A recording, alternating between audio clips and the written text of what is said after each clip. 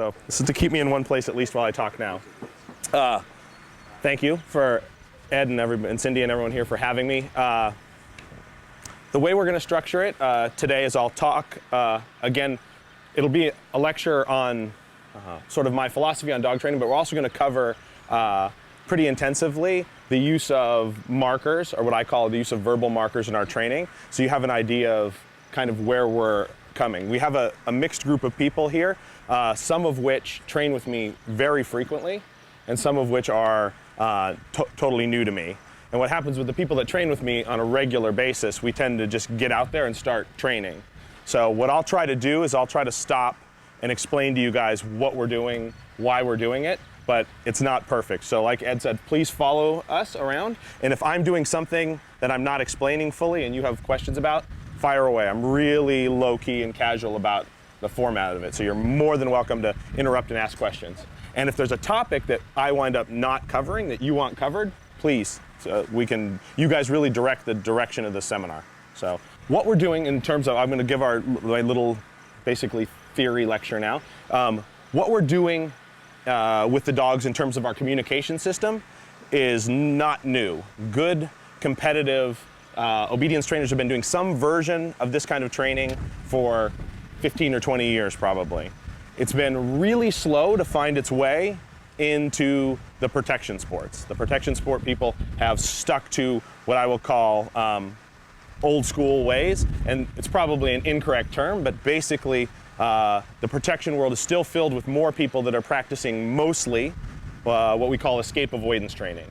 Basically pressure-based, compulsion-based training, where the dog is learning to do things to turn off pressure. So the dog is not working to access a reward, they're working to turn off pressure. And there's still lots of trainers in the protection sport world that sort of approach it this way. The competitive obedience world over the last 15 years has changed radically, and people have begun to use a lot more operant conditioning type work, right? And that's ultimately what we're doing. The term that I'll use extensively is markers, or the use of verbal markers. This is a behaviorally incorrect term. So if you've exposed yourself to any of the operant conditioning literature out there, any of the clicker training stuff, you'll hear the same terms, the behavioral terms bantied around for this. And those are, you'll hear something called a conditioned reinforcer or a bridge. This is the same thing as a marker. I use the term marker because I like the fact that it connotes that we're marking a moment in time when the dog is either correct or incorrect. And that's ultimately what we're doing. Our system is based on being able to communicate to the dog when they're right and wrong, ultimately, verbally. So the system is based on being able to communicate any one of three things to the dog at any given time. The first of which is when the dog is going to get a reward. So we have a word or a sound that precedes every reward we give our dog. I say yes, but it doesn't make any difference what you say. You can say bang, zip, zowie, whatever you want. This is where clicker trainers would use a clicker. So the important part here is that it precedes the reward that I give my dog. So this is a concept that I'm going to spend a lot of time talking about. It's a really simple concept, but it's going to drive people nuts because it's very simple, but it's not easy to do. What winds up happening is there's a concept, and most people have probably been exposed to this during usually high school psychology. There's a Russian psychologist, Ivan Pavlov. He was doing experiments in a lab with dogs on salivary responses. And he found that the presence of the researchers in the lab had an effect on the dog in his experiments. So he set up automated feeders so the technicians didn't have to be in the room with the dogs when they were getting fed. And so he had a tone or a bell that would go off before the food dropped into the automated feeders for the dog. And over a number of repetitions, he noticed that when the tone would go off, the dogs would start to salivate. The dogs would actually have a physical response to what was previously a meaningless stimuli to the dog. So the bell or the tone meant nothing to the dog, but by predicting food, the dog actually started to have a response, a physical response to the sound. And he called this classical conditioning. And classical conditioning is what we're going to do with our reward sound, our reward marker. We're going to classically condition this sound to mean a reward's coming. The interesting thing that Pavlov noted was that if he sounded the tone at the same time the food dropped, or if he sounded the tone while the dog was eating, there was no classical conditioning.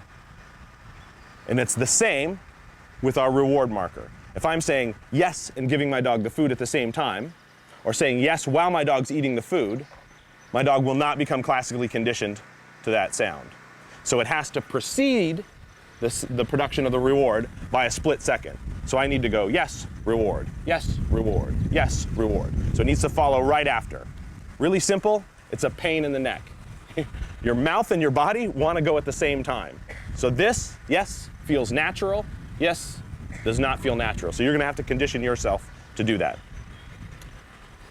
Once your dog's conditioned to this sound, it's an incredibly powerful tool, right? The dog knows that whatever they're doing when they heard that sound is what they're getting rewarded for.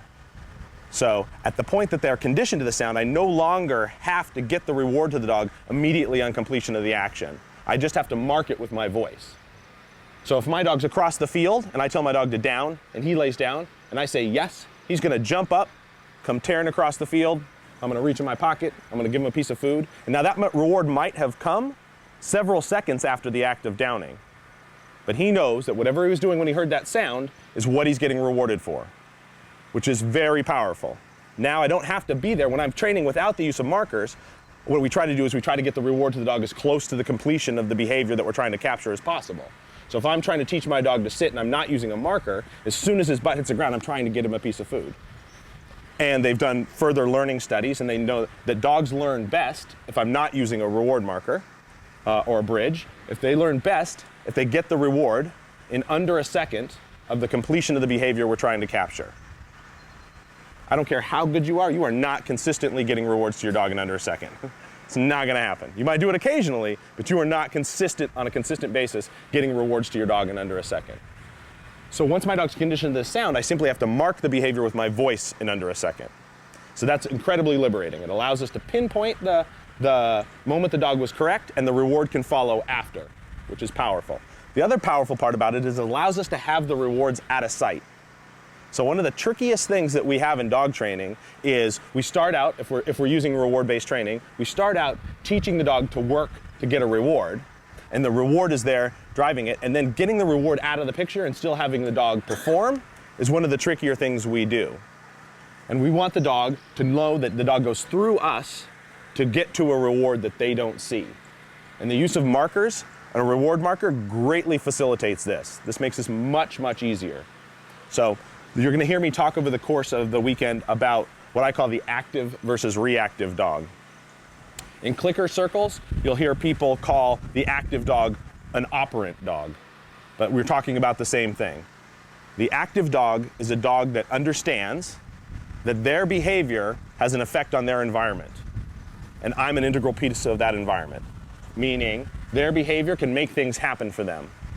And we've all seen this. You take a puppy home, you use some food to show your puppy to sit and lay down and speak and come when they're called, and a few things. You're messing around in the kitchen or the living room, you're showing your dog how to do some things. So you ask your puppy to sit, your puppy sits, you don't give it a reward immediately, so it downs. It sits again, hits you with its foot, right? It backs up, it barks at you. The puppy's cycling through, the dog's cycling through everything that it knows that's got it a reward in the past. So that dog has made the connection that its behavior is what makes the reward come out. And it's actively trying to figure out what it needs to do to make me give it a reward. And we like this because that dog is much easier to teach new things to. That dog is trying to figure out what aspect of their behavior made the reward happen. So when they make the connection, it's a very strong connection in the dog's head. The dog says, I did that by doing this. So that makes that behavior that much stronger. We've all seen the reactive dog as well. And the reactive dog is a dog whose behavior is being driven by the reward. Their behavior is not driving the production of the reward. And this sounds like I'm splitting hairs, but it's a really important concept. The reactive dog's behavior is being driven by the reward itself. Their behavior is not driving the production of the reward. So we've all seen this as well. Somebody comes out on the field with a dog, the dog's not paying any attention to them, like, oh, what's over there, what's over there? They take out a ball, wave the ball in the dog's face, tuck the ball into their arm, off they go heeling, and the dog heals beautifully. You look at the person, you go, wow, that looks really pretty. That dog's doing nice healing. But the dog's behavior is being driven by the reward. He didn't drive the production of the reward. And every single dog starts out as a reactive dog. There's no reason for a dog to pay attention to us unless we set up the circumstances that make it productive for the dog, that make it rewarding for the dog. And a marker simply makes that easier. So I bring a puppy home, I condition my puppy to their reward marker, yes, feed, yes, feed, yes, feed, yes, feed, 100 times, until every time I say yes, my puppy goes, hey, where's the food? Now he's conditioned to this sound, and then I hide food on my body, and every time I take the puppy out, I go, pop, pop. He looks at me, I say yes, and out comes a piece of food. So he didn't see the food, but his attention on me made it come out. If I do that 10 days in a row, on the 11th day I step out, I let my puppy out, he runs over to me and he sits there and looks at me and goes, come on, last 10 days in a row you've had food on you, so you must have it now. And he offers a behavior.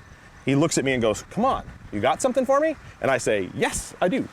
And I give him the food, right? Now the puppy starts to work me to make something that he doesn't see come out.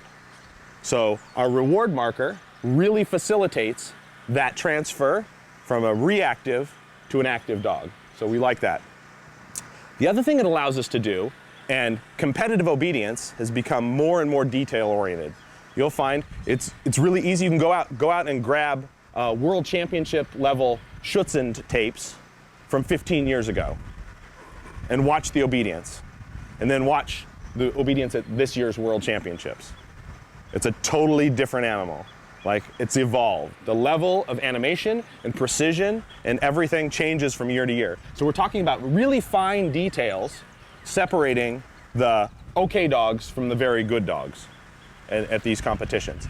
And markers really allow us to pinpoint very tiny aspects of a dog's behavior. So let's take a dog looking at us, focusing on us in heel position. And let's say I want to teach my dog in heel position to look at my face. And I've taught my dog a cue, watch, and they look at my face when they're in heel position.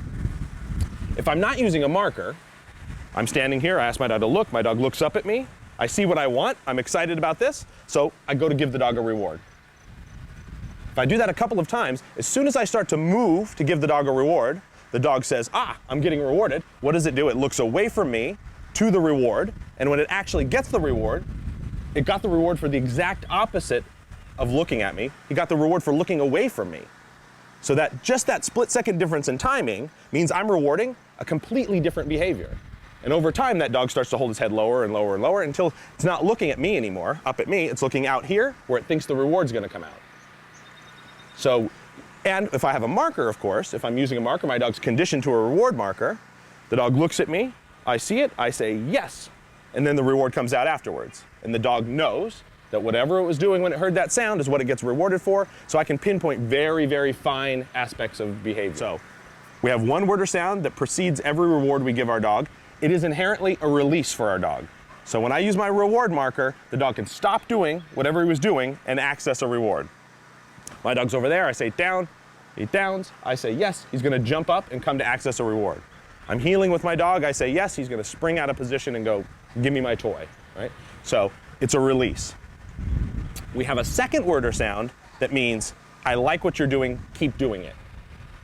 So I say good, but again, it doesn't make any difference what word you use. I use good because we sort of preload this word at home. When you live with your dog, when I'm petting him, I say, oh, you're a good boy. And when I'm feeding him, I say, good boy. And pretty soon he knows good means he did something well. It's the equivalent of verbal praise.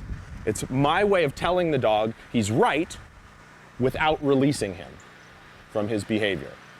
And we use this second word or sound when we're working on either duration in a behavior or linking multiple behaviors together without releasing the dog from one of the component pieces. So, once my dog's conditioned to his you're a good boy sound, whatever it is, he knows that that means you're good. We'll talk about the first thing, duration. What happens when I initially teach a behavior, most of our obedience behaviors, they're actions. So if I take sit, down, stand, come to heel, look at me, these are all physical actions on the dog's part. What we want to do when we first teach the dog these behaviors is reward the dog as close as possible to the completion of the action. We want to highlight the fact that it was the action that got the dog the reward. So if I'm teaching my dog to sit, my dog's butt hits the ground, I say yes, he gets a reward. My dog's butt hits the ground, yes, he gets a reward. Right? I'm pinpointing that action of putting your rear end on the ground. And that's what's getting you a reward. As we progress in our training and my dog starts to sit well, the dog figures out through that process that the faster he sits, the faster he gets rewarded, so he starts to sit more quickly, everything is smoother. He really understands what his job is. As we progress, of course, I'm gonna hit a spot where I don't want the dog to sit and then jump right back up again to access his reward. I want him to actually hold the behavior for a second or two. Duration, we're starting to work on duration, and this is where our second sound comes in. So I say sit, my dog sits, I say good, good. They hold it for a couple of seconds, yes, they're released and rewarded. Could do the same thing with a focus command. I teach my dog, watch, my dog looks at me, yes, reward. Watch, my dog looks at me, yes, reward. I do that 100 times. Now every time I say watch, my dog looks straight at me. Now I want my dog to hold that behavior, so I say watch, the dog looks at me, good, good. They hold it for a couple of seconds, yes, they're rewarded or whatever, right? So the first place we use our second sound is during duration. When we're building duration in our behavior, we want to give the dog feedback without releasing the dog. The second place we use it is when we're linking multiple behaviors together and we want to give the dog feedback on one of the intermediate pieces. So a lot of what we do in competitive obedience is break complicated behavior chains down into their component pieces, teach those pieces separately, and then bring those pieces together for a finished product. Like competitive heeling is way too complicated behavior to try to teach the whole thing at once. So we teach a focal piece. Where do you want the dog to look when he heels? We teach a position piece. Where's heel position and how do you get there? And then we teach the skills of moving in heel position. How do you maintain that position as I go forward, backwards, turn left, turn right? These are all different physical skills for the dog. So the good competitive trainers tend to teach these things separately and then bring them together. So I may put my dog's focus on a command. Watch, he looks at me, rewarded. Watch, he looks at me, yes, reward. And we do that repeatedly. Separately, I'm teaching my dog to come to heel. Heel, my dog gets here, yes, reward. Heel, my dog gets here, yes, reward. Now I want to put those two pieces together. I would say heel, my dog gets here, good. Watch, my dog looks up at me, yes, reward. So I'm giving the dog feedback, but not releasing the dog. There's an exercise you'll see this weekend that we teach all of our dogs, regardless of the sport we're doing, or I do, and the people that tend to train with me do. And we call it a change of positions exercise. It ultimately was a ring sport exercise, where you leave your dog at a distance and you tell your dog to sit, down, sit, stand, all in a different order. The dog knows each of those commands, sit down and stand, from each of the other positions. So your dog really has an understanding of the concept of stand. My dog can be in a sit and I tell him to stand and he'll stand. My dog could be in a down, I'll tell him to stand and he stands. So very useful skill to help the dog really understand each of the positions that we're going to ask them to do. So we teach all of our dogs this. I teach pet dogs this if I'm working with them. It's just a good way to get the dogs to understand each of those positions. When we're initially doing that, the dog's on what we call continuous reinforcement, meaning I reward every single rep. Sit, yes, reward. Down, yes, reward. Stand, yes, reward, etc. As the dog becomes fluent with these, I'm not going to want to reward every repetition. I'm going to want to reward the best repetitions or the ones I'm having difficulty with. But I still may be at an early stage in my training where I want to give the dog feedback for having been correct. So I might say, sit, good. Stand, good. Down, yes, or whatever, okay? The other place that we use our kind of your right signal, keep going signal, our good marker, is when we're working on stability in exercises. So what happens a lot is if I have a very motivated dog, gets cranked up, those dogs frequently have what I call an external dog, a dog that fidgets and shakes and is jacked up and wants to go. Those dogs frequently have a hard time holding positions, sitting still, right? So when I see that in a young dog, I want to work a lot on what I call stability in the positions. So I might not release the dog out of the position when I'm teaching it as much with that kind of dog, because if I release the dog out of the position, I make them want to move more, and so they don't want to sit still. So I may struggle with that. So I want to work on stability in their positions. So that, I'll still use my you were correct marker, but not releasing the dog, and I'll take the reward to the dog in place. So my dog might be over there and I say sit, and I say good, and I walk over to the dog and give the dog a piece of food in place. I walk back away, good, I walk back over and reward the dog. We're paying stability in that position. So we use our good marker there. Sometimes the dog gets a reward, and sometimes it's just a signal that you were correct, keep doing what you're doing and you'll get a reward, okay? So we have a word or sound that precedes every reward we give our dog. It's a release. I say yes, but it doesn't matter what it is. We have a word or sound that means I like what you're doing, keep doing it. We use it when we're working on stability, duration, or giving the dog feedback when we don't want to release the dog from a given behavior. And finally, we have a word or a sound that means you were wrong. And in the beginning of our training, it is a non-reinforcement marker, meaning it is not a signal for positive punishment, correction, whatever you want to call it, right?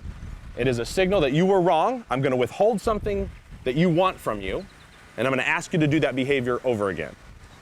And the reason that in the early stages of our obedience training, we don't punish the dog physically with a correction or social pressure for mistakes comes back to our active versus reactive dog thing. If I have a young dog and the dog's starting to learn something, and they make a mistake, and I give them a strong correction for making a mistake, they get careful. They get reactive. They no longer want to try new behaviors because new behaviors are potentially dangerous for them. They said, the last time I tried something, didn't work out so well for me. I'm not going to do that again. So they just sit there and wait for you to show them what you know. So corrections in the early stages of our work, especially for obedience behaviors, not only have the potential of undermining my relationship with my dog, making him worried about me, afraid of me, that sort of thing, but I also have the potential of turning my active dog into a reactive dog. And one of the things that we want to keep intact in our young dogs when we're starting to train is the ability to make a mistake and try again. It's huge. I want my dog to say, oh, I know I made a mistake, you told me, I marked the moment you made the mistake, but let me try again, let me try again, let me try again, I'll get it right this time. That makes it much easier for us to train complicated behaviors if the dog's willing to keep trying to figure out what he needs to do. And if I shut the dog down early, I'm in trouble with that.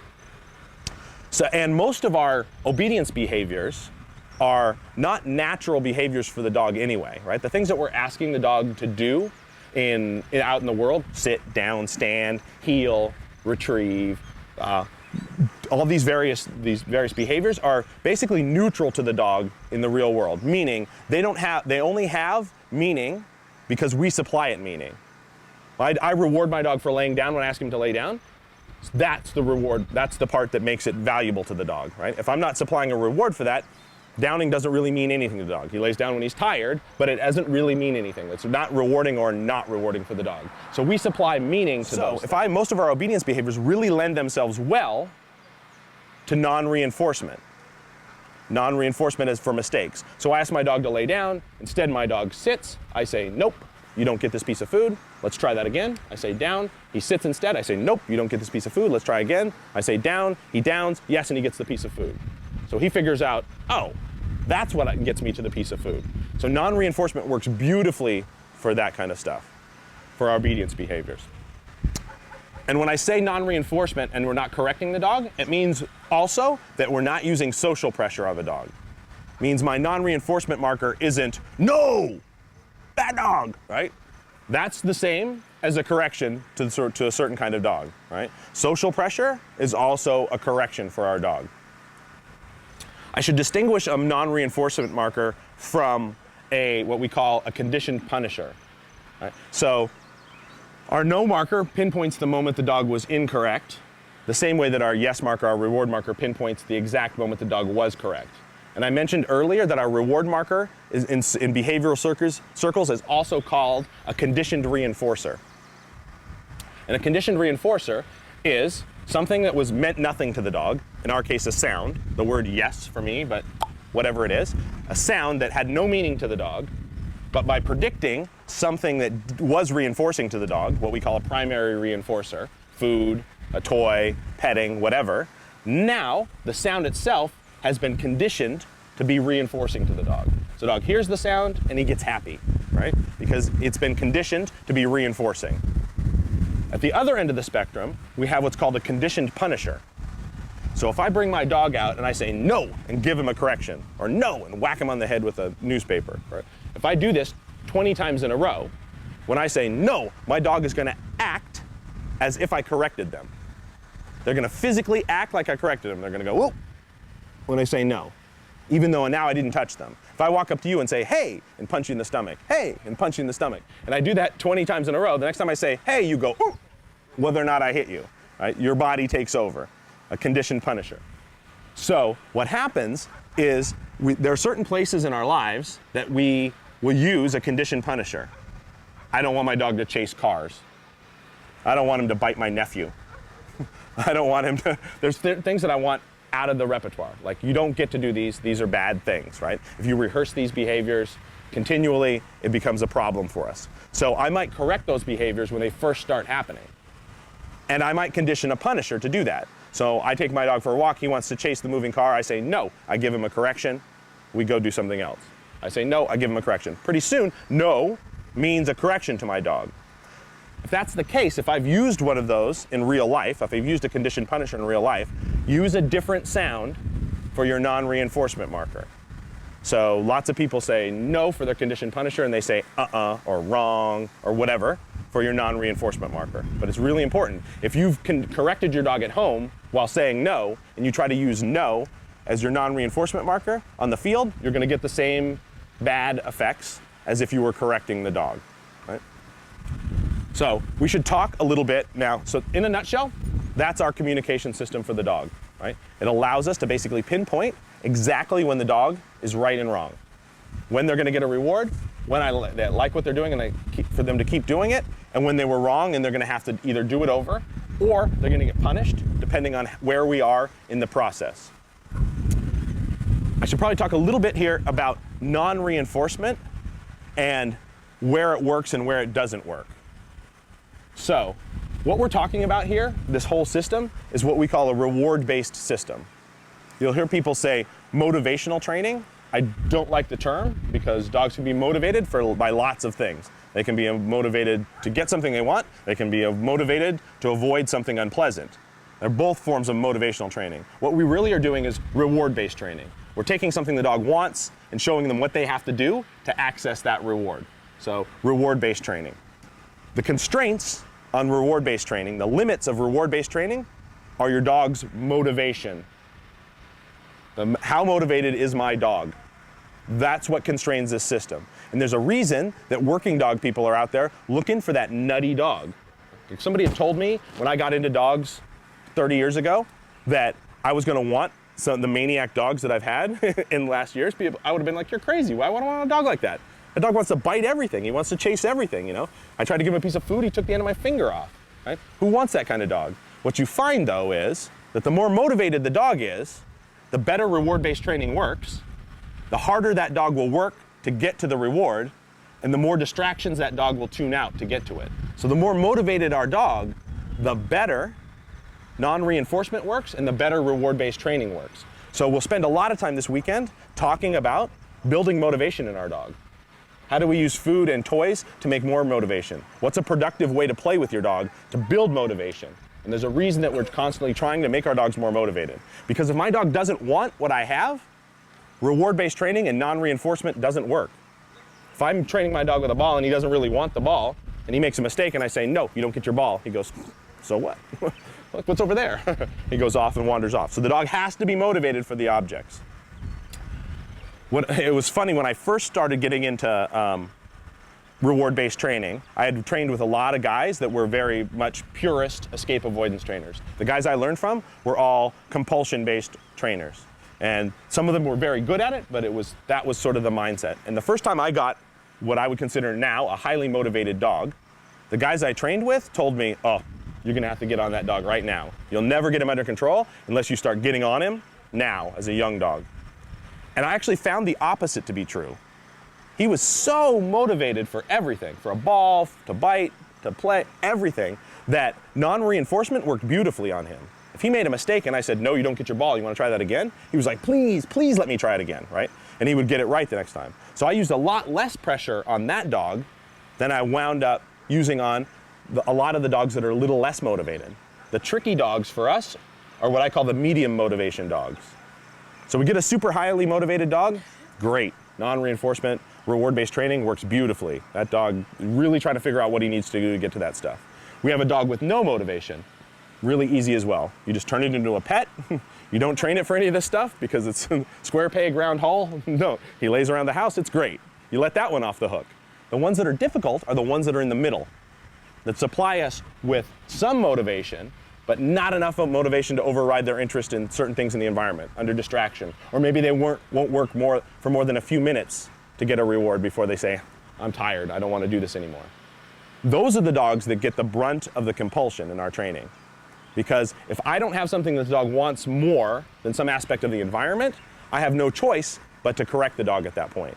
So if my dog's favorite thing in the whole world is chasing squirrels, and I go out there and try to heel him around, and there's a squirrel in the tree, that's his favorite thing right there. He wants to get the squirrel. He doesn't care that I have a ball. He doesn't care that I have food. He doesn't care about any of that stuff. His desire for that will override the desire for this, and I cannot make that go away if that's his favorite thing.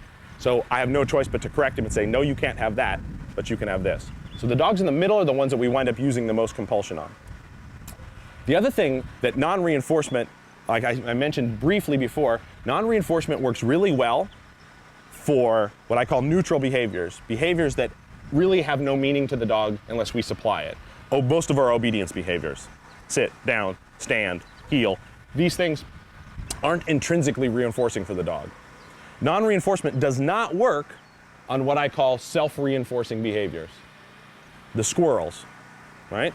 So most of our dogs are hardwired to enjoy chasing things. It's a vestige of when they had to hunt to survive, and if they weren't genetically programmed to enjoy chasing, they wouldn't get to eat. The act of chasing has to feel good to them, right? So your dog may chase squirrels and never catch a squirrel in his life, but the act of chasing squirrels feels so good that the more he does it, the more into it he gets. So they can get bonkers for it, and they're like, this feels good. This is what we call a self-reinforcing behavior. Non-reinforcement does not work on self-reinforcing behaviors. My dog goes to chase a squirrel, I can't say no. Let him chase the squirrel, come back, give him a piece of food. It'll never go away that way because the behavior itself is reinforcing. So with self-reinforcing behaviors, the only way we're going to make them go out of the repertoire is by punishing them away, taking the self-reinforcing nature away from it. So that's one of the other places that we will use punishment in the beginning. If it's necessary, and I'll block the dog from being able to perform self-reinforcing behaviors so they don't get to continually rehearse those behaviors. So let's talk about the use of compulsion. When I first started doing reward-based training, when I transitioned from a very much an old school style of compulsion to training to a reward-based system, I met a woman that trained AKC obedience, and her dog looked much better than my dog. I looked at the dog and I said, wow, her dog is really fast and really happy and very correct. And I wanted to know what she did. So I went out and hung out, watched what she did, learned some stuff, started playing around with reward-based training. And like many people, when I first hit that spot, I was like a religious convert. I was like, this is the coolest stuff I've ever seen. You mean you can train a dog without correcting him? I was so excited. I was like, yes, I'm gonna train dogs with no compulsion whatsoever. Turns out that you can't really do that, but you can do a lot without compulsion if you're good at reward-based training. So what I found is I had a couple of dogs at the same time, roughly, and I got them up to a certain age and they'd had virtually no corrections. They were almost 2 years old, both of them, almost 2, and they'd have really no corrections in their life. Minimal. And I hit a spot in my work where I needed to correct the dogs for certain things. One of the dogs just folded like a house of cards. Like I'd changed the rules on him. He was looking at me like, what have you done to me? Like, this is not in our agreement. Like, I work, if I make a mistake, you make me do it again. This correction thing, I don't get it. And he just crumbled, really squashed him, totally undermined his trust in me and everything. The other one wanted to eat me. Like, he came at me with a vengeance. He's like, you don't correct me. This is not in my repertoire. And both of them, the problem was that they hadn't learned, as a part of the system, how to cope with the stress of being corrected, of being made to do something, and how to learn to turn that pressure off. So I'm very, very methodical about how I teach a dog to access a reward, how to shape behavior. And we'll talk about it this weekend, how we lure dogs and move dogs into various positions and how we show them how to access a reward. We teach them what their reward markers are. We spend a significant amount of time on this. I want to be just as thoughtful about how I introduce pressure to my dog. And so we'll talk this weekend about what I call leash pressure work. So there's a place in my dog's life where I'm going to teach the dog to turn pressure off, away from all my obedience. It's simply showing the dog that I have a signal, I'm going to put pressure on you, you have to turn that pressure off by complying. And I do it with what I call leash pressure work. We teach the dog to give to the leash, to yield to the leash. So most of our dogs have a classic opposition reflex to a leash. There's a reason you see pet dog people with their dogs dragging them down the street. The dog wants to go forward, you pull this way, the harder you pull this way, the harder they want to go that way. You're walking your puppy on a leash, your puppy sits down, the more you try to pull forward to get the puppy to come along, the more they hunker down into their sit. A classic opposition reflex. You pull the leash, the dog pulls against the leash. What we want to do is teach the dog that if you feel leash pressure, you go with it. You move with it. And we teach this separate from all our obedience. So I have a young dog, they hit a certain spot in our training, they're usually, I want to say 5, 6 months to 9, 10 months old, somewhere in that range. The dog and I have a good relationship. We're playing well together. Everything's good in that front. They're usually finished teething. And then I'll take them out and I'll put them on a training collar and I'll show them how to move with the leash. I'll just pull the leash in a straight line. The dog puts on the brakes and I keep the pressure on. The dog freaks out like pull, and I pull, pull, pull, pull, and finally they go. And as soon as they go with it, I mark that. Yes, all the pressure comes off the leash. Good boy, etc. Right? So they basically learn after a number of sessions that resisting the leash doesn't work. And this is mildly stressful. This is escape avoidance training. I'm turning pressure on, you turn it off by going with it. But if I do this right in a number of sessions, I get to the point where I can move my dog with 2 fingers in the leash. I grab the leash, I go this, and the dog moves with the leash. So now I've given myself a tool to subtly manipulate my dog's behavior. So like when we go to teach heeling, it's an important part of my heeling program, which is to be able to manipulate the dog very subtly. He gets 2 inches too far in front of me, I can use my wrist to make him move backwards, right? Very subtle gradients. I can give the dog information with the leash. I can move him around. The other thing the dog learns is that a little stress isn't going to kill him. He learns to turn pressure off, and it's not the end of the world. So later on, if in my work as I progress, I need to use the leash to correct my dog, he knows what it is, he knows how to turn it off, and he's not stressed by it. But when I taught him this, I didn't teach him it giving him any commands. I didn't teach him it while teaching him any obedience behaviors. So he doesn't associate any of this stress with our obedience work. I get it ironed out somewhere else, I show the dog the skill, and then I bring the tool into my toolbox and incorporate it into my obedience work, okay? So now we've built up a system where the dog understands yes, good, and no. Basically understands when they're getting a reward. I can tell them exactly when they're right and wrong with verbal markers. I can manipulate their behavior to access something they want, and they know how to turn pressure off, and I have a leash pressure skill that I can use to manipulate them around with. Now these are the tools that I'm primarily going to use to train my dog. A couple of pitfalls that we're going to run across that I should mention right now.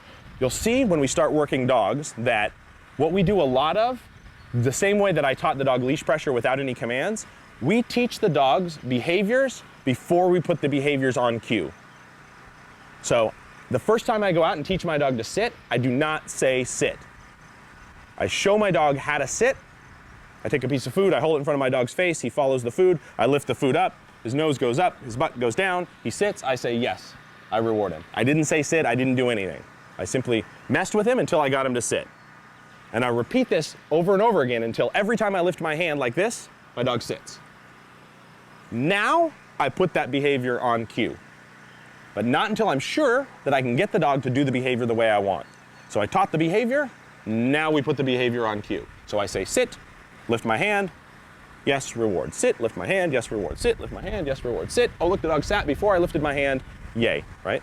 And we're going to do this with everything. We're going to do it down, we're going to do a stand, we're going to do it with come to heel, right? We teach the behavior, then we put it on verbal cue. And the verbal cue predicts what follows immediately after it. So I put the verbal cue right in front of whatever physical help I need to get the dog to do the behavior. So now I've touched on this a couple of times already. One was with the reward marker, right? The reward marker needs to be predictive. It needs to happen right before the production of the reward. Now I'm talking about putting a verbal cue right in front of physical help, because this is one of the most important concepts that we have.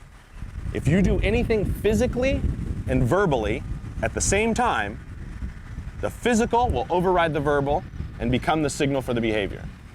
So if you're there and your dog's in front of you and you're saying down, down, down, you can do that over and over again. Physical, verbal together, physical overrides verbal, becomes the signal for the dog. Now you try to stand up straight like this and you say down and don't move, your dog won't lay down. If you drop your head, bang, down your dog goes. Right? So the very first obedience class I took, I was 12 years old. German Shepherd Dog Club, use choke chain, old school Keeler method class.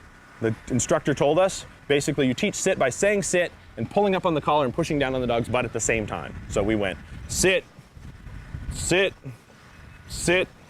You can do that 1,000 times in a row. On the 1,001st time, if you stand up like this and say sit, your dog won't sit. But if you go, as soon as you turn towards the dog, boom, they sit. Physical, verbal together, physical overrides verbal. So even if I'm doing old school, if I'm doing escape avoidance training, even if I'm using the leash or correction to get the dog into position, the cue has to happen right before it. It has to be predictive. So I would say, sit, boom, sit, boom, sit, boom, sit, boom, sit. Oh, look, he sat before I moved. We got it, right? It has to be predictive. We see these things all the time. I told you before a little bit about that change of positions exercise. When you leave the dog at a distance and you tell him to sit down and stand. The time I first saw that exercise, I was doing Schutzen, and I saw a ring sport guy do the exercise, and I thought it was super cool.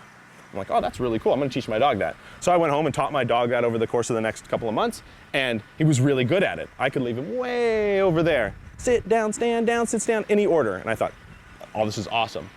And I had a friend videotape me training one day, and I was going like this. Sit, down, stand, with my head, right? Really little motions. I lifted my eyebrows, dropping my head, like that. And I went, ooh, I should stop doing that. Go out the next day, stand up straight, sit, nothing. Down, nothing. Stand, nothing. I lift my head like this, he sits, downs, stands, right? I didn't have to say a word. Because I was making the gesture at the same time, I was saying something. And it's a huge problem, right? So this is one of the problems that people see all the time. They're pulling their shoulder, they're popping the dog with the leash at the same time they're giving a command. All these things are gonna get in your way as you progress, right? So keep this in mind. It's a big part of it. I mentioned briefly luring. We use luring a lot, so I'll touch it lightly here, right? So when we're initially starting to teach behaviors, we use a lure extensively to get behavior in the beginning. So usually with food. So one of the first things we do with our young dogs, we charge up our reward marker. So I go out and I say yes, feed, yes, feed, yes, feed 100 times until my dog's conditioned to their sound. And then I show my dog how to follow a reward around. So I take a piece of food, I lure my dog like this. As soon as my dog follows that, I say yes, I let the dog access the food. So I'm teaching them to follow my hand around. So I can turn them in circles, move them up, down, all kinds of stuff. They'll follow a lure around. This is what's going to allow us to manipulate the dog into the various positions that we want to teach the dog. So we practice luring, and then we start to incorporate it into our obedience behaviors. And one of the things that we want to do when we're teaching the dog to lure is we control the dog's body by the dog's head. This is a big part of the system. That what the dog's nose does, their rear end will do the opposite. So by controlling the dog's head, we control how their body moves. And luring's an integral part of that. So if I want my dog to sit, I simply pull the dog's nose up. As it follows the food up, its nose goes up, its rear end goes down. If I want my dog's rear end to come up, I simply go under its nose goes down like this, and the rear end comes up. If I want my dog's rear end to go to my left, I simply pull my dog's nose to the right. Right? And this is going to be an integral part of not only our shaping of behavior, but also when we get to healing later, we'll talk a lot about healing. And healing is, head position in healing is critical. Because what the dog's head does dictates what the rest of their body does. So, in a nutshell, that's our system for communicating to the dog. We show the dog a reward marker, a continuation marker, and a non-reinforcement or a punishment marker, depending on where we are in our training. And we show the dog how to turn off pressure in a very controlled environment. And now we have a leash, luring, and a way to communicate to the dog exactly when they're right and wrong. And in a nutshell, that's what we're going to use to teach the dog everything. And it doesn't make any difference what it is. Sit, down, heel, get a beer from the fridge. It's all the same. We're taking behaviors, we're breaking those behaviors into pieces, we're showing the dog the pieces, we're bringing the pieces together, and timely communication and being able to tell the dog in a timely fashion when they're right and wrong, that's dog training. And as Ed says a lot, it's simple, but not easy. Like intellectually, you'll get this concept in 2 listens. You're talking, you're all, oh yeah, it makes perfect sense. So, yep, that's easy, good, no problem, it sounds perfect. The actual execution, of course, is not so easy, right? Like the separation and the moving is a lot of rehearsal on the physical aspects of doing it. But the concepts, not difficult at all. Any questions on that stuff? Go over the leash thing one more time. Sure, and we'll do it, we'll show you with dogs as we progress, but the biggest thing is that we use the leash and a training collar to teach the dog to move with the leash. So we start out with, I usually use, it depends on the sensitivity of the dog, right? So if I have a very sensitive dog, I may just use a slip lead, one of those little light nylon slip leads. If I have a not so sensitive dog, I use a little pinch collar. I get one of the small, like poodle pinch collars, the little tiny ones. I put a pinch collar on the dog or whatever active training collar I need. And then once it's on the dog, I simply take the leash and I pull in straight lines. So if the dog is here in front of me, facing me, I would just take the leash and I'd pull straight forward like this in a straight line. The dog puts on the brakes like they normally do, they resist, and I just keep the steady pressure pulling. I don't say anything, I just pull, pull, pull, pull. And eventually the dog goes, oh, this is uncomfortable, and boom, they shoot forward, they come with me. And as soon as they come with me, they give to the leash, I mark it, yes, I take all the pressure off the leash, I either let go or just let it go slack, and then I reward them by petting them or giving a piece of food or whatever, right? But ultimately, the whole idea is that they turn pressure off. Now let's say they're beside me, and I just go like this and I pull straight along their back even in a straight line.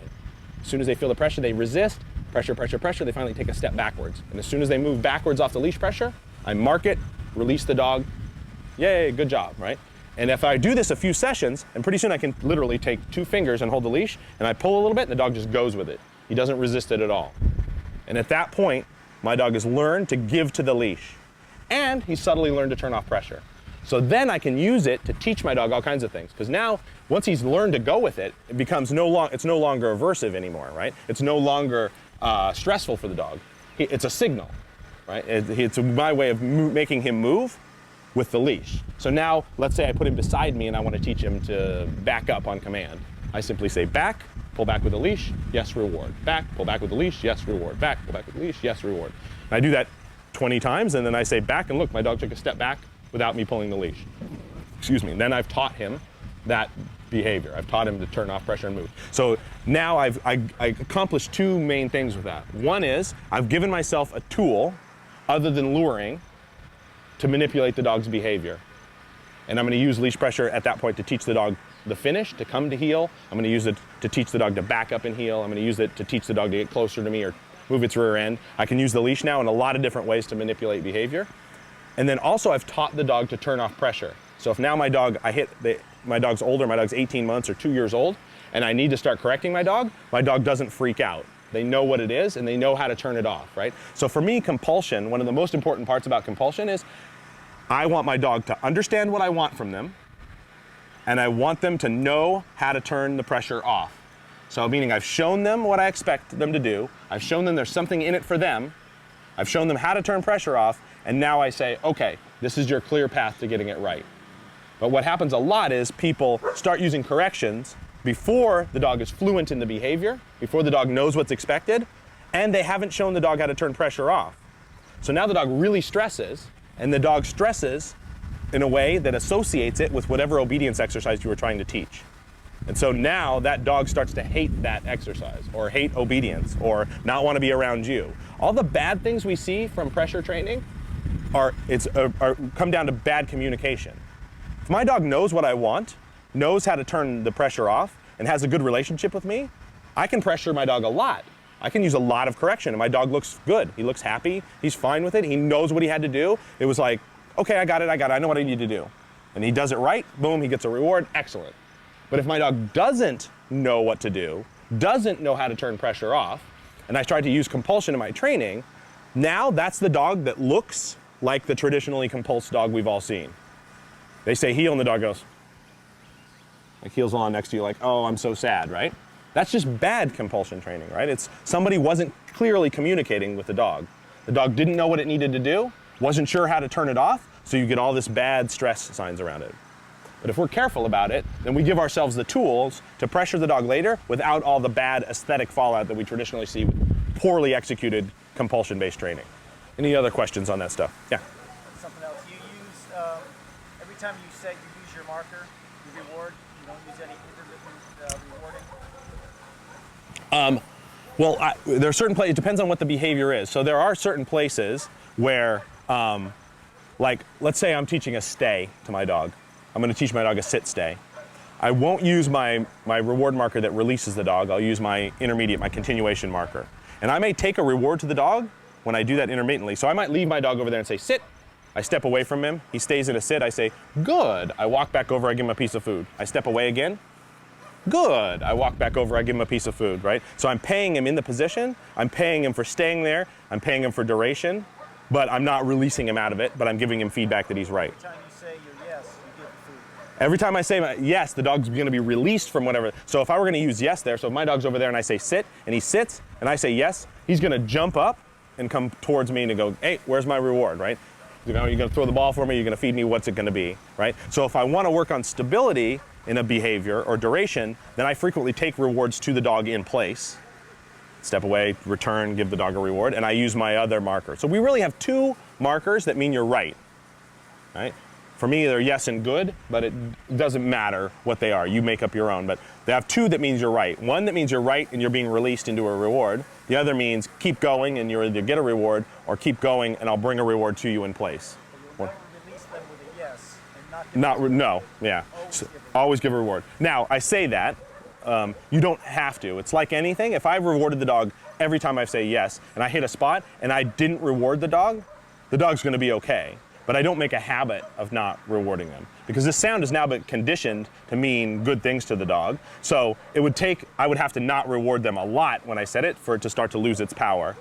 But if I do too much, if I release the dog, yes, and don't give him a reward, too much, then you'll start to lose the power of that reward. So I would say I almost always give them a reward. The other thing is, and this is sort of an advanced thing that I do later, but the idea is that I build in different ways of rewarding my dog. So what I do is I teach my dog little games that we play. So I teach my dog to spin right and spin left in a circle, go between my legs. I have these little games. I teach him to jump up and hit my hand with his nose. And when I'm teaching these initially, each of these things predicts a reward for my dog. So I say spin, my dog spins in a circle. I say yes, bang, he gets a reward, gets a tug, and we play tug. I teach him touch, he jumps up in the air and hits my hand with his nose, and I say yes, and I give him a reward.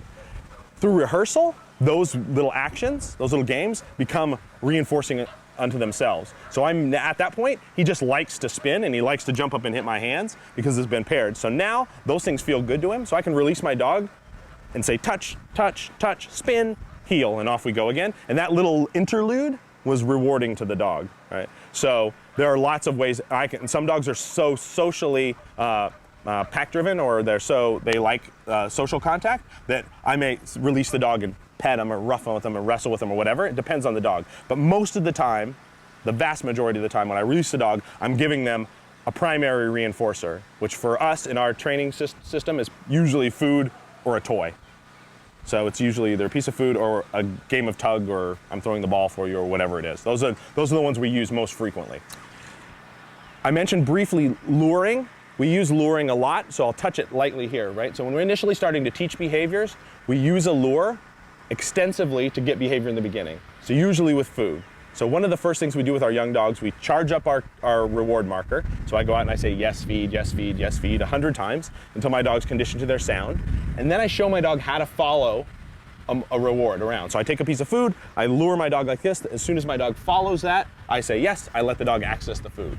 So I'm teaching them to follow my hand around. So I can turn them in circles, move them up, down, all kinds of stuff. They'll follow a lure around. This is what's going to allow us to manipulate the dog into the various positions that we want to teach the dog. So we practice luring and then we start to incorporate it into our obedience behaviors. And one of the things that we want to do when we're teaching the dog to lure is we control the dog's body by the dog's head. This is a big part of the system. That what the dog's nose does, their rear end will do the opposite. So by controlling the dog's head, we control how their body moves. And luring is an integral part of that. So if I want my dog to sit, I simply pull the dog's nose up. As it follows the food up, its nose goes up, its rear end goes down. If I want my dog's rear end to come up, I simply go under its nose goes down like this, and the rear end comes up. If I want my dog's rear end to go to my left, I simply pull my dog's nose to the right. Right? And this is going to be an integral part of not only our shaping of behavior, but also when we get to healing later, we'll talk a lot about healing. And healing is head position and healing is critical. because what the dog's head does dictates what the rest of their body does. So in a nutshell, that's our system for communicating to the dog. We show the dog a reward marker, a continuation marker, and a non-reinforcement or a punishment marker, depending on where we are in our training. And we show the dog how to turn off pressure in a very controlled environment. And now we have a leash, luring, and a way to communicate to the dog exactly when they're right and wrong. And in a nutshell, that's what we're going to use to teach the dog everything. And it doesn't make any difference what it is. Sit, down, heel, get a beer from the fridge. It's all the same. We're taking behaviors, we're breaking those behaviors into pieces, we're showing the dog the pieces, we're bringing the pieces together, and timely communication and being able to tell the dog in a timely fashion when they're right and wrong, that's dog training. And as Ed says a lot, it's simple, but not easy. Like intellectually, you'll get this concept in 2 listens. You're talking, you're all, oh yeah, it makes perfect sense. So, yep, that's easy, good, no problem, it sounds perfect. The actual execution, of course, is not so easy, right? Like the separation and the moving, it's a lot of rehearsal on the physical aspects of doing it. But the concepts, not difficult at all. Any questions on that stuff? Go over the leash thing one more time, please. Sure, and we'll show you with dogs as we progress, but the biggest thing is that we use the leash and a training collar to teach the dog to move with the leash. So we start out with, I usually use, it depends on the sensitivity of the dog, right? So if I have a very sensitive dog, I may just use a slip lead, one of those little light nylon slip leads. If I have a not so sensitive dog, I use a little pinch collar. I get one of the small, like poodle pinch collars, the little tiny ones. I put a pinch collar on the dog or whatever active training collar I need. And then once it's on the dog, I simply take the leash and I pull in straight lines. So if the dog is here in front of me, facing me, I would just take the leash and I'd pull straight forward like this in a straight line. The dog puts on the brakes like they normally do, they resist, and I just keep the steady pressure pulling. I don't say anything, I just pull, and eventually the dog goes, oh, this is uncomfortable, and boom, they shoot forward, they come with me. And as soon as they come with me, they give to the leash, I mark it, yes, I take all the pressure off the leash, I either let go or just let it go slack, and then I reward them by petting them or giving a piece of food or whatever, right? But ultimately, the whole idea is that they turn pressure off. Now let's say they're beside me, and I just go like this and I pull straight along their back even in a straight line. As soon as they feel the pressure, they resist, pressure, they finally take a step backwards. And as soon as they move backwards off the leash pressure, I mark it, release the dog, yay, good job, right? And if I do this a few sessions, and pretty soon I can literally take 2 fingers and hold the leash, and I pull a little bit, and the dog just goes with it. He doesn't resist it at all. And at that point, my dog has learned to give to the leash, and he's subtly learned to turn off pressure. So then I can use it to teach my dog all kinds of things. Because now, once he's learned to go with it, it becomes it's no longer aversive anymore, right? It's no longer stressful for the dog. It's a signal, right? It's my way of making him move with the leash. So now, let's say I put him beside me and I want to teach him to back up on command.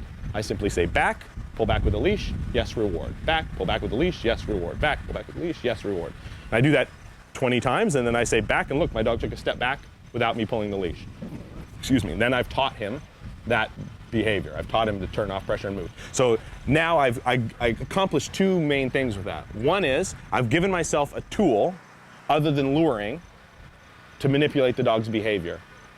And I'm going to use leash pressure at that point to teach the dog the finish, to come to heel. I'm going to use it to teach the dog to back up and heel. I'm going to use it to teach the dog to get closer to me or move its rear end. I can use the leash now in a lot of different ways to manipulate behavior. And then also I've taught the dog to turn off pressure. So if now my dog's older, my dog's 18 months or 2 years old, and I need to start correcting my dog doesn't freak out. They know what it is and they know how to turn it off, right? So for me, compulsion, one of the most important parts about compulsion is I want my dog to understand what I want from them, and I want them to know how to turn the pressure off. So meaning I've shown them what I expect them to do, I've shown them there's something in it for them, I've shown them how to turn pressure off, and now I say, okay, this is your clear path to getting it right. But what happens a lot is people start using corrections before the dog is fluent in the behavior, before the dog knows what's expected, and they haven't shown the dog how to turn pressure off. So now the dog really stresses, and the dog stresses in a way that associates it with whatever obedience exercise you were trying to teach. And so now that dog starts to hate that exercise, or hate obedience, or not want to be around you. All the bad things we see from pressure training come down to bad communication. If my dog knows what I want, knows how to turn the pressure off, and has a good relationship with me, I can pressure my dog a lot. I can use a lot of correction, and my dog looks good. He looks happy. He's fine with it. He knows what he had to do. It was like, okay, I got it. I know what I need to do. And he does it right. Boom, he gets a reward. Excellent. But if my dog doesn't know what to do, doesn't know how to turn pressure off, and I tried to use compulsion in my training, now that's the dog that looks like the traditionally compulsed dog we've all seen. They say heel, and the dog goes, like heels on next to you like, oh, I'm so sad, right? That's just bad compulsion training, right? It's somebody wasn't clearly communicating with the dog. The dog didn't know what it needed to do, wasn't sure how to turn it off, so you get all this bad stress signs around it. But if we're careful about it, then we give ourselves the tools to pressure the dog later without all the bad aesthetic fallout that we traditionally see with poorly executed compulsion-based training. Well, there are certain places, it depends on what the behavior is. So there are certain places where, like, let's say I'm teaching a stay to my dog. I'm going to teach my dog a sit stay. I won't use my reward marker that releases the dog. I'll use my intermediate, my continuation marker. And I may take a reward to the dog when I do that intermittently. So I might leave my dog over there and say, sit. I step away from him. He stays in a sit. I say, good. I walk back over. I give him a piece of food. I step away again. Good. I walk back over. I give him a piece of food, right? So I'm paying him in the position. I'm paying him for staying there. I'm paying him for duration. But I'm not releasing him out of it, but I'm giving him feedback that he's right. Every time you say your yes, you give the food. Every time I say yes, the dog's going to be released from whatever. So if I were going to use yes there, so if my dog's over there and I say sit, and he sits, and I say yes, he's going to jump up and come towards me and go, hey, where's my reward, right? You know, you're going to throw the ball for me, you're going to feed me, what's it going to be, right? So if I want to work on stability in a behavior or duration, then I frequently take rewards to the dog in place. Step away, return, give the dog a reward, and I use my other marker. So we really have two markers that mean you're right?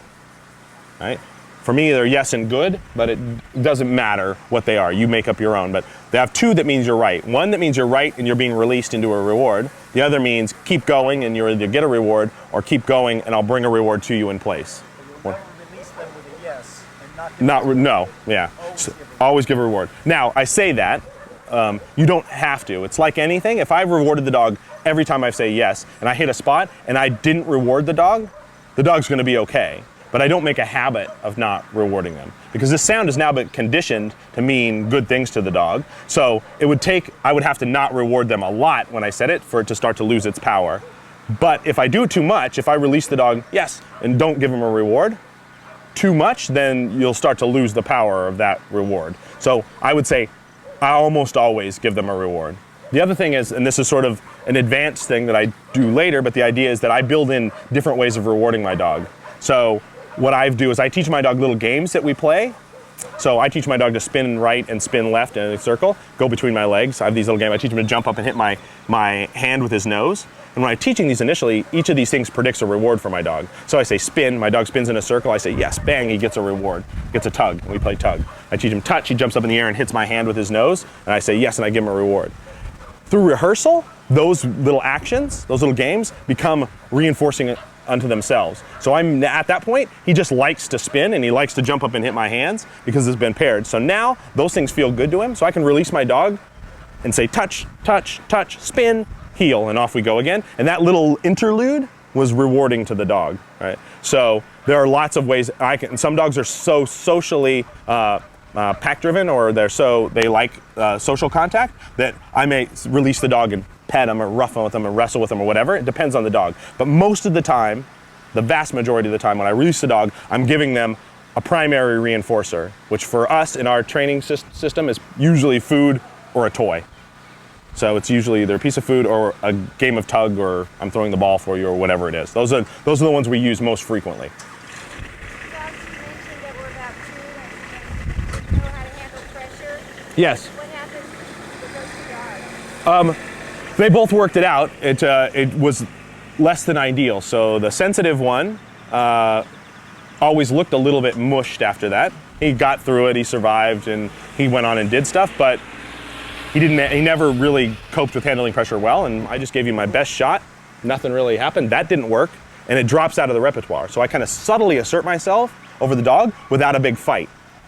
The longer I wait, if I have an 18-month-old dog or a 2-year-old dog, I can no longer just let them bite me and not be non-reactive. If they bite me, it's bad. So at that point, I have to stop them and I have to be firm about it. When they're puppies, one of the best things that you can do to early signs of aggression in a young dog is be totally non-reactive to it and continue to do what you were gonna do. So like if I'm playing with a puppy and the puppy starts to guard something from me, I just wade in and grab it. And they bite me and I go, I'm taking it, thanks. And then I give it back to them and walk away, right? It's like, they're like, oh, well that didn't work, right? So, we'll talk about this tomorrow, especially in protection theory when we get there, but one of the strongest tools for making aggression or any kind of behaviors go away is to have it not work for the dog. One of the biggest things that helpers do incorrectly in protection work is be non-responsive to the dog's power. So if the dog gives you a good fight, a good bite, shows aggression, and the decoy doesn't respond, it goes away. The dog gets scared, gets weak, feels like he can't beat this guy, and you get a diminishment in the dog. But we can use that same kind of non-reactivity in our relationship with our dog to sort of subtly assert ourselves over the dog. The dog goes, wow, that didn't work at all. It'd be like if I walked up on the street, met somebody, and I came up and I gave them I just punched them right off, gave them my best shot. Boom! And they went, hey. All right, I'm out of here, right? You're obviously much tougher than I am at that point. I just gave you everything I've got, made no impact on you whatsoever. I go, all right, you're in charge. And that's sort of the same thing we do with puppies. So when I like to start a little bit of pressure work when the dogs are young in a controlled environment. So if they're gonna stress about it and do that, I can just kind of go, sorry, we're doing it anyway. And the dog goes, well, I guess I can't get out of this. And you have a better relationship with the dog, and the dog learns some lessons about turning pressure off. I'll repeat all this stuff like a broken record all weekend. You'll hear it over and over again. And as we go, feel free, as we start to work over dogs, I'll try to like illustrate as we work a dog what we've been talking about here. But if there's a question, the interesting thing is we have people here doing a really wide variety of things. So we have ring sport people, we have Schutzen people, we have strictly obedience people, we have a variety of different people, and each of those sports and disciplines kind of have their own aesthetic. The exercises are a little bit different, the focus and energy you put into the training principles underlying it all are exactly the same. Teaching is teaching and it's all the same. Now, I'm gonna spend more time on the focused healing in my Schutzen dog than I am in my ring sport dog. I'm going to spend more time on a fast retrieve in my Schutzen than I am in my AKC dog. And there's things like that where we're going to put energy into different places. So if you have a question about why we're doing something a certain way with one dog and different with another, please fire away. I'll try as we go along to explain the differences between the different disciplines and why you have one dog doing this and another dog doing this, because that can be frequently confusing. But so I'll try to keep you up. But if I'm not clear about any of those, fire away. Okay? All right, let's work dogs.